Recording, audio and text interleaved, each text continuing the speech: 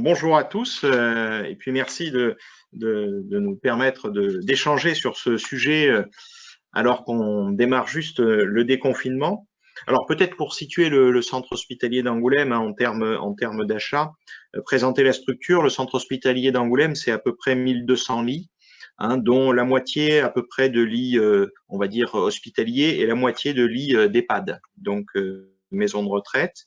C'est 2600 agents. Un budget annuel de 200 millions d'euros, dont 50 millions d'euros plus spécifiquement pour des achats.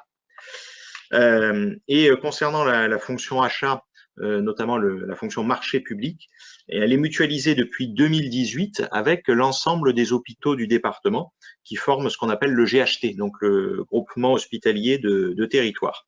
Ça, c'est pour présenter un peu le cadre global. Alors après, c'est vrai que j'ai proposé de faire un retour d'expérience sur 3 produits qui effectivement illustrent bien les difficultés, mais aussi les opportunités que cette crise nous offre, si je puis dire. Alors le premier produit sur lequel je voudrais donner un petit élément, ça concerne les gels hydroalcooliques. Il faut savoir que bon, c'est un produit qui est couramment utilisé dans les hôpitaux. Et au début de la crise, on va dire début mars, avant même qu'il y ait tout le confinement, il y a eu une ruée en fait sur les gels hydroalcooliques au niveau du grand public. Les pharmacies ont très vite été en rupture de stock. Le gouvernement avait dû faire voter un décret pour encadrer les prix des gels hydroalcooliques. Et nous, au niveau de l'hôpital, il faut savoir qu'en une semaine, on a eu quasiment la consommation de 1 mois et demi qui est partie.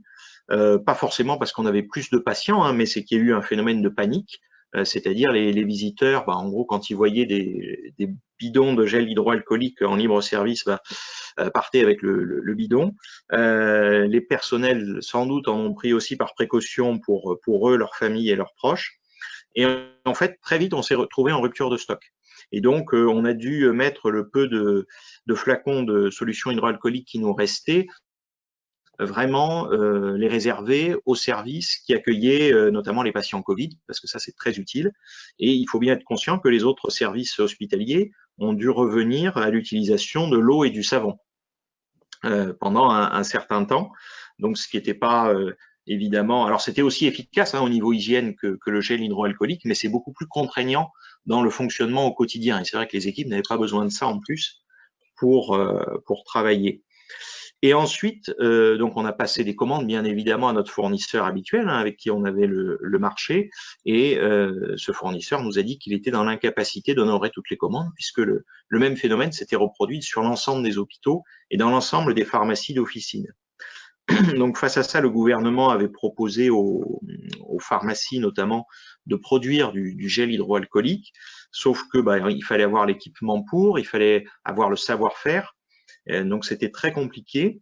Et en fait, on a eu en même temps que le début de la crise, c'était la période du début du confinement, il y a eu un grand élan de solidarité qui s'est manifesté. Et la mairie d'Angoulême nous a contactés pour nous dire qu'il y avait une société qui produit du cirage, donc qui était située à une quinzaine de kilomètres d'Angoulême, qui était à l'arrêt, son activité bien sûr était interrompue, mais ils étaient en mesure de produire du gel hydroalcoolique, enfin de la solution hydroalcoolique.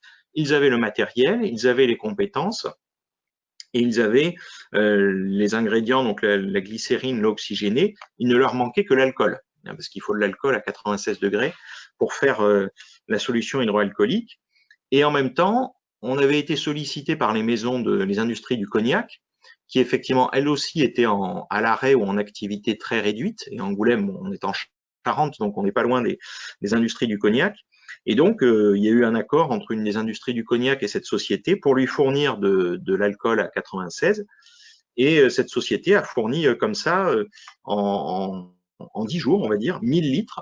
Donc, il y a eu la moitié qui a été dévolue à la ville d'Angoulême, qui était à l'origine de cette initiative, et l'autre moitié pour le centre hospitalier, ce qui nous a permis de remettre en service, en fait, de la solution hydroalcoolique. Et ça a été un plus très important pour nos équipes.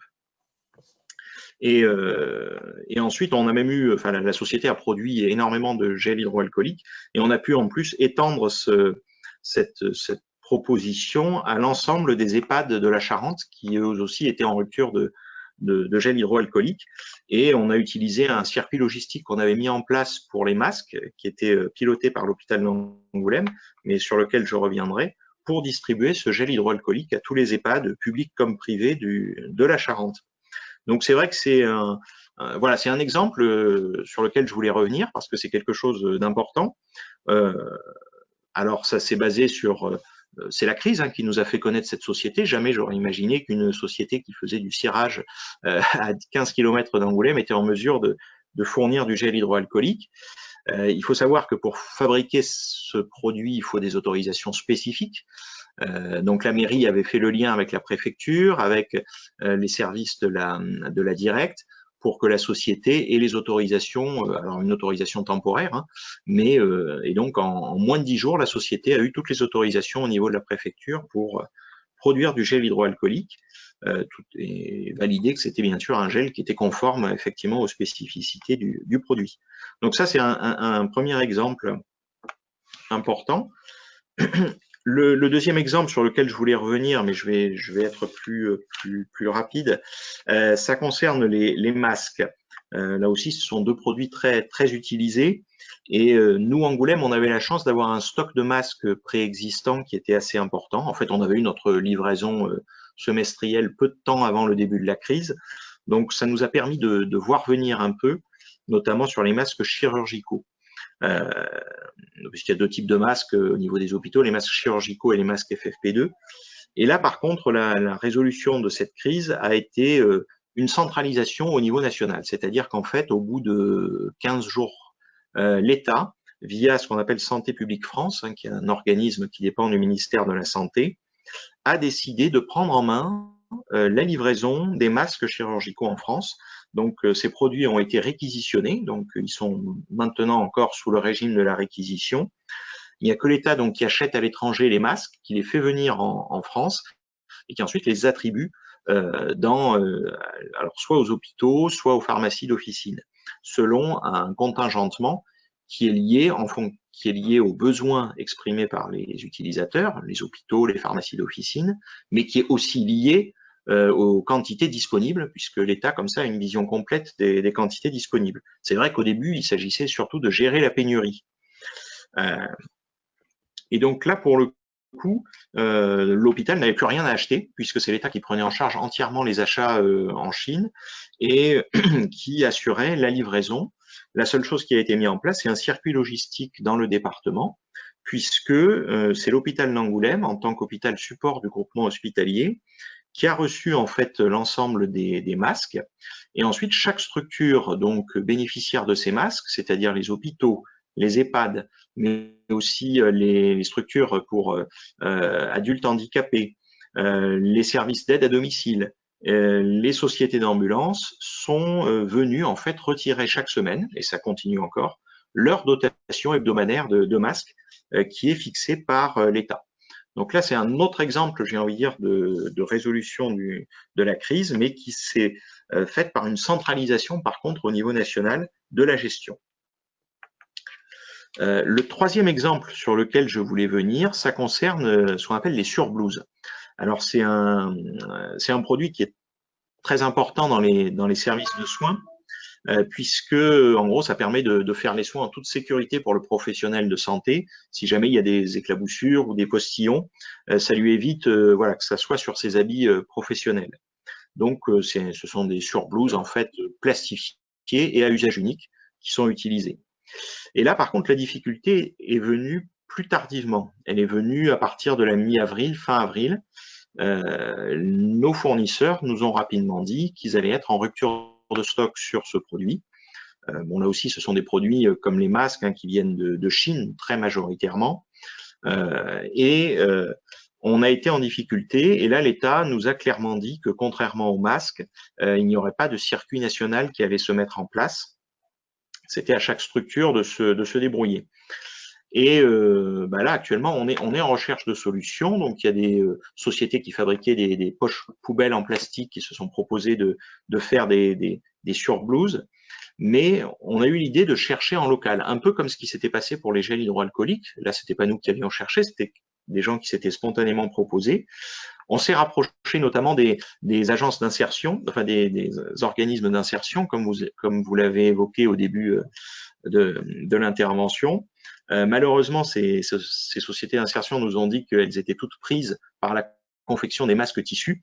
Donc effectivement, on n'a pas pu faire appel à eux, mais voilà, on avait pris un peu le pli de se tourner vers elles. On a cherché des sociétés susceptibles de faire ce genre de produit. On se rend compte que c'est pas facile. On est en contact avec certaines d'entre elles en local pour arriver à pouvoir se faire fabriquer. Alors, à défaut de surblouses en plastique, ce sont plutôt des surblouses tissus, donc lavables, réutilisables, qu'on envisage de faire.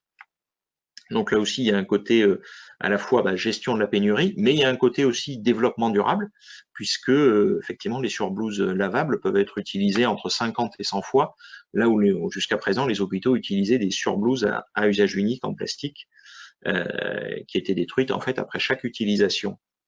Il faut savoir que la plupart des hôpitaux aujourd'hui en France se tournent vers les surblouses en tissu et se tournent vers des producteurs locaux.